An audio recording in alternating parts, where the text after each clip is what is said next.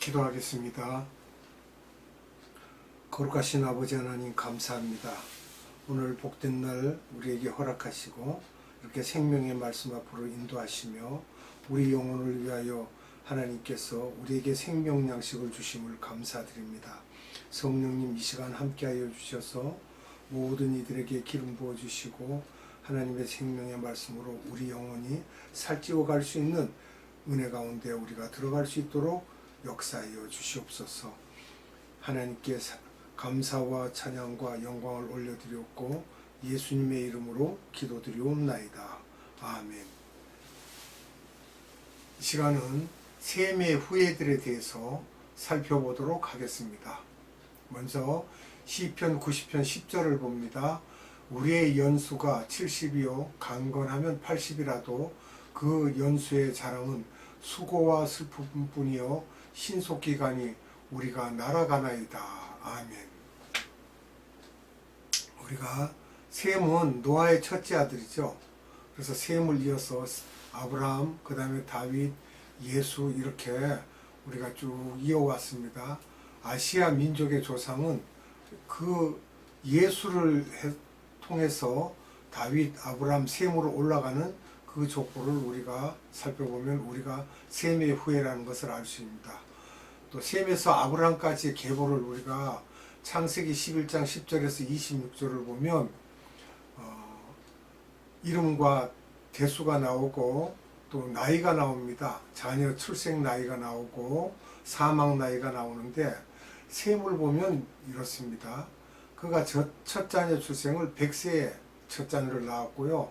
사망 나이는 600세입니다. 그런데 그것이 점점 줄어 들어가서 거의 첫 자녀들을 30세에 낳게 됩니다. 그리고 사망 나이가 점점 줄어듭니다. 600세에서부터 148, 마지막에 요셉 시대에 가서는 110세가 됩니다. 이렇게 우리의 사망 나이가 100세 미만으로 100세까지 떨어집니다. 이것이 죄가 관영함으로 인하여서 노아의 홍수 후에 갑자기 나이가 격감되면서 아담에서부터 노아의 홍수 때까지는 약 1000년씩 살았지만 그 후에 홍수 후에는 급격히 나이가 격감되었습니다. 이유는 환경의 변화죠. 노아의 홍수 이전에는 첫 아이를 100세에 출생하였고 홍수 이후에는 30대로 바뀌었습니다. 홍수 이전에 하나님이 말씀하시기를 너희들의 나이가 120세가 될 것이라고 하셨죠. 창세기 6장 3절에 말씀하셨고 오늘 본문에도 보면 우리가 강건하면 80이요 그 연수의 자랑은 수고와 슬픔뿐이라고 했습니다. 그리고 얼마나 세월이 빨리 가는지 신속기간이 우리가 날아가나이다 라고 했습니다. 화살촉과 같이. 이 모세의 기도 중에 있었던 말씀이죠. 또 아브라함에서 예수까지 사망 나이를 보면요. 아브라함은 175세였습니다. 이삭은 180세, 야곱은 147세, 요셉은 110세, 모세는 120세, 여호수아 110세, 다윗은 70세, 예수님은 심지어 33세. 예수님은 수명을 다하신 것은 아니죠. 그렇게 짧아졌습니다. 수명이. 그래서 우리가 영원한 세계에서부터 아담의 타락 그 때를 보면은 아담 타락이 지금으로부터 우리가 알기로는 4114년 전이라고 보지요. 그리고 또 BC 3000년에 노아가 약 3000년에 노아 출생이 있었고 그 다음에는 홍수 사건이 있었고 홍수 사건 이후에 우리의 수명이 120세로 줄어들었습니다. BC 2000년경에는 아브라함이 출생하죠.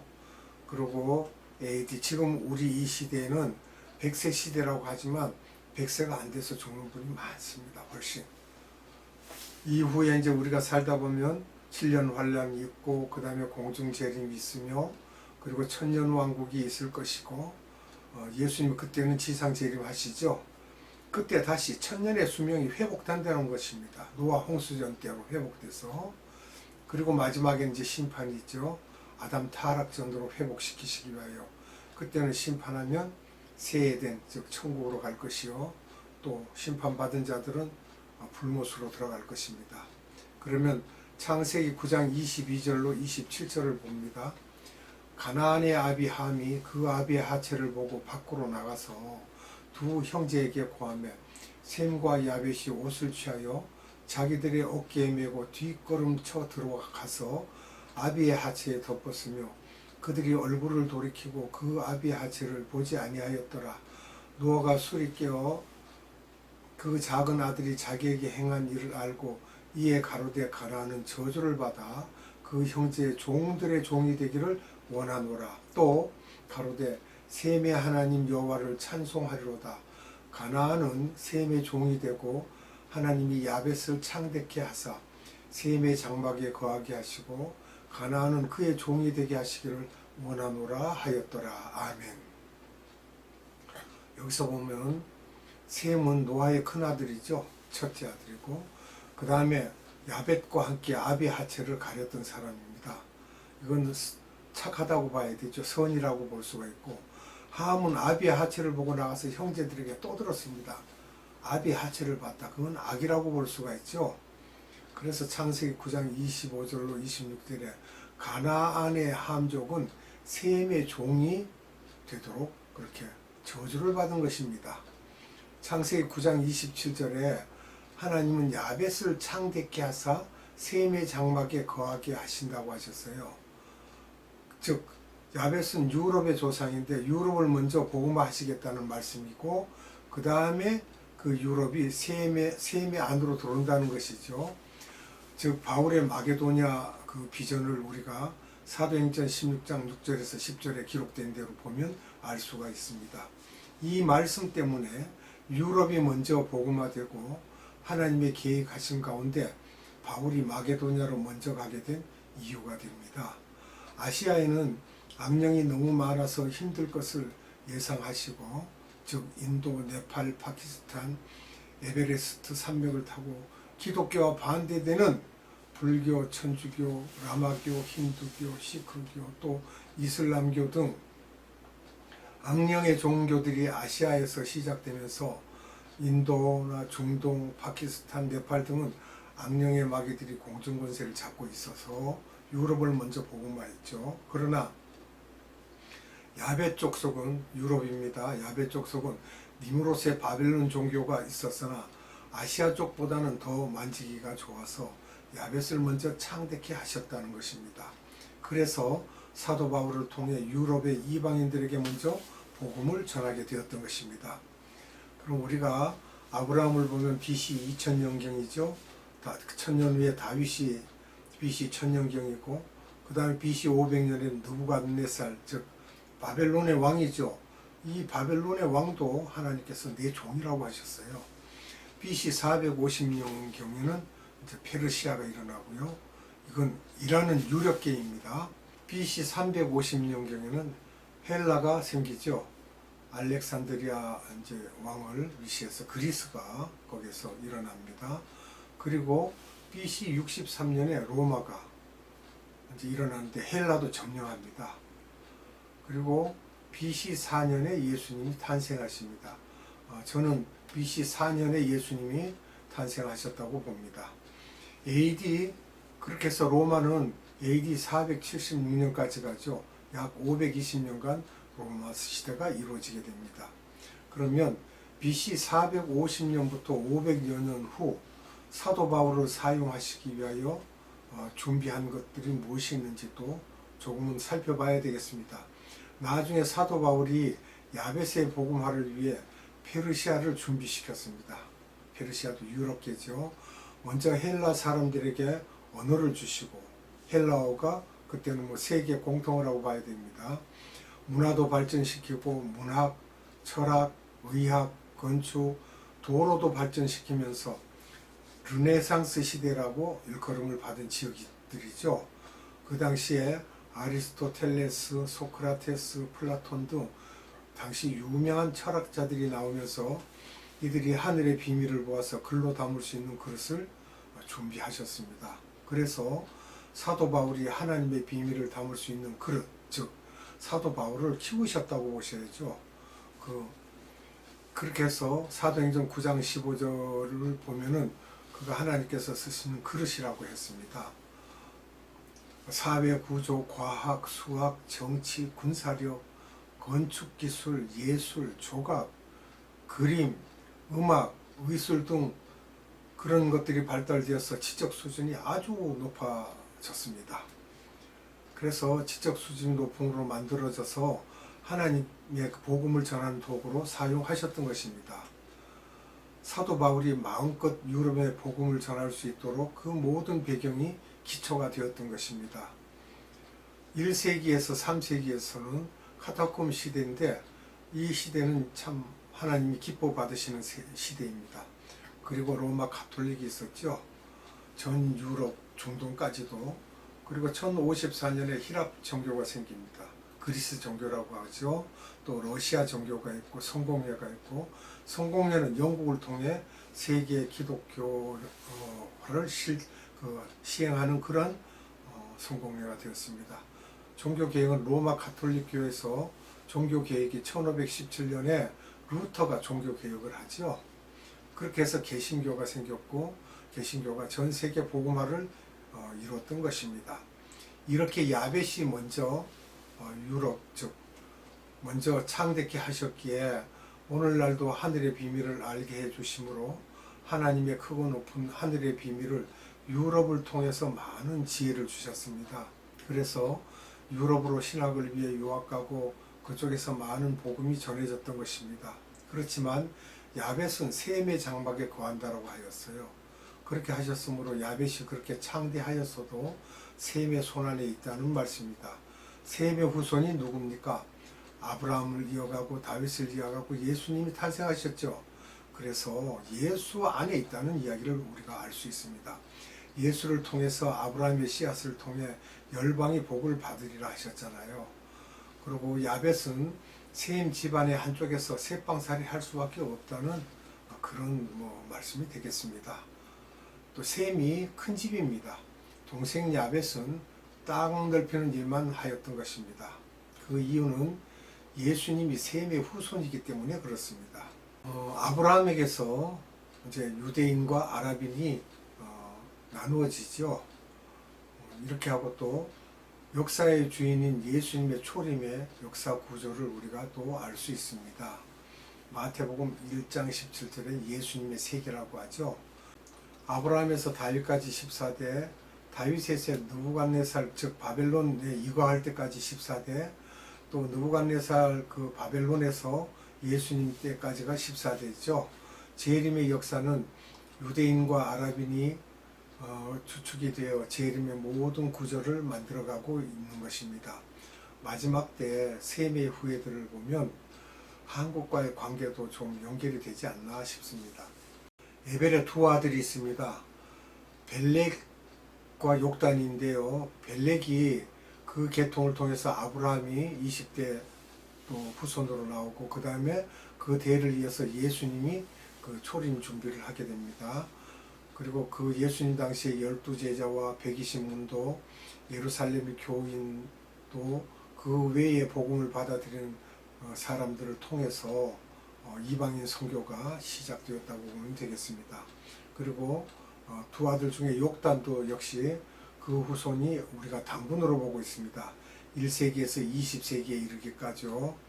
1884년 한국 복음화가 시작되었을 때 언더우드나 아펜셀러 등이 한국에 복음을 전했죠. 한국의 복음화는 1884년 중국, 일본보다도 늦었습니다. 한국인은 1900년간 눈이 감겨져 있었습니다. 마지막 때에 눈을 뜨게 하면서 예수님의 재림을 준비하는 특수 민족으로 만들어 가시는 것입니다. 또한 벨렉의 후손들도 눈이 감겨 예수님을 보지 못하게 하셨던 거고요. 지금 이스라엘을 보면 되죠. 마지막 때 욕단의 후예들을 통해 세계 선교 사역을 하실 것을 우리가 살펴볼 수 있습니다. 야벳의 자녀들을 복음화하는 일에 사용하셨던 것이죠. 미국을 보면 카나다에 가서 교회를 세우고 한국인 1.5세대에서 2세대들이 백인들을 복음화하는 일을 합니다. 백인 신학교의 30-40%가 한국인 학생들이라고 봅니다. 그런가 백인들이 전 세계 복음화에 관심이 많다는 것이죠. 그 다음에 한국인인데요. 이스라엘인들의 복음화를 위해 일하고 있습니다.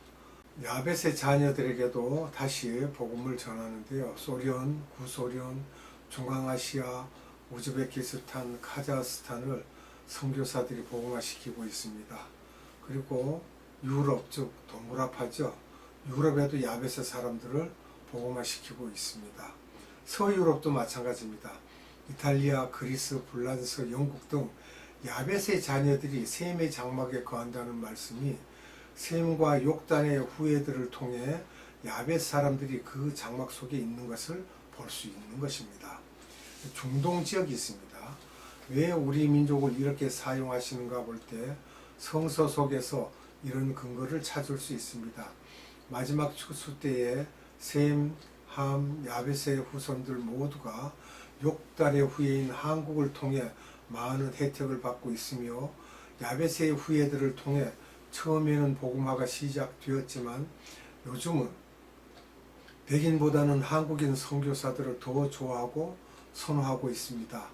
2차 대전 이후 백인을 싫어하는 경향이 나타나고 있죠. 어디에서 그런가 하면 아프리카나 중동 등에서. 근데 한국은 지금 상당한 숫자가 선교사로 나가 있습니다. 오래전 이야기입니다. 이것은 10여 년 전 이야기인데 그 당시만 해도 12,000명 선교사 부부가 이렇게 나가서 있다라고 발표된 적이 있습니다. 미국의 선교사는 65,000명인데 세계 1위죠. 하지만 영국보다도 우리가 앞서가고 있습니다. 하나님이 마지막 추수에 만약에 우리가 욕단의 후예라고 했을 때 우리 한국인을 사용하신다고 가정해 볼 수 있습니다. 에벨의 두 아들 가운데 역사의 시작도 마무리도 예수님이 하신다라는 것을 우리가 알 수 있고요. 벨렉이 예수님의 초림에 사용되었고 구원사역의 시작이 되었다고 보면 욕단은 예수님의 재림에 사용되고 구원사역의 오메가가 되겠습니다. 만약 우리가 욕단의 후예라고 본다면 우리는 큰 복을 받은 민족입니다. 한국인과 유대인의 유사점을 본다면요, 나라가 작습니다. 첫째는 옛 이스라엘이 남북이 갈라진 그 상태를 우리가 보면 참으로 작죠. 근데 또 남북이 갈라진 이 상태가 우리나라의 남북이 갈라진 것과 똑같습니다. 또 어머니의 교육열 엄청나죠. 대한민국은 어머니의 교육열이 아니었으면 지금 이렇게 부강할 수가 없습니다. 그리고 또 경쟁심이 굉장히 많습니다. 누가 앞서가는 걸 못 봅니다. 끝까지 추격해서 따라잡아야 되는 그런 경쟁심이 있습니다. 셈의 핏줄이 에벨의 핏줄이기에 그런 공통성들을 주는 것이 아닌가 우리가 생각해 볼 문제입니다. 그런데 또 여기서 하나님의 자녀들의 태도를 우리가 알아야 됩니다. 항상 같은 마음으로 주님께 나를 드리는 것, 이걸 잊어서는 안 될 것입니다. 또 주님 앞에 끝까지 변함없이 가는 것입니다. 변질이 없다는 거죠. 한 길로 계속. 또 나가서 남을 가리킬 수 있는 그러한 지혜를 가지고 우리가 복음을 전해야 됩니다. 이 세 가지는 우리가 잊어서는 안 되겠습니다. 기도하겠습니다.